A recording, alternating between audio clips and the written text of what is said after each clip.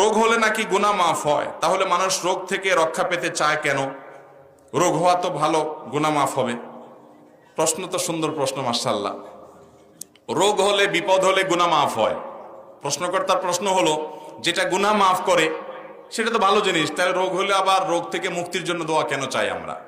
এ প্রশ্ন উত্তর হলো, নবী করিম সাল্লাল্লাহু আলাইহি সাল্লাম বলেছিলেন তার দোয়ার মধ্যে, আল্লাহ আপনি যদি আমার উপরে অসন্তুষ্ট না হন, আমার কোনো বিপদ হয়, কষ্ট হয়, ফালা উবালি, আমি পরোয়া করি না, আমার কিছু যায় আসে না। আপনি কষ্ট দিচ্ছি, কষ্টের মধ্যে ফেলে যদি আমাকে আপনি রাগান্বিত না হন, আপনি সন্তুষ্ট থাকেন, আমি সেটাকে মেনে নিব। আল্লাহ অসুস্থ হলে, রোগ দিলে আল্লাহ রাব্বুল আলামিন আমরা সন্তুষ্ট হব, কারণ এর মাধ্যমে আল্লাহ গুনাহ মাফ করবেন।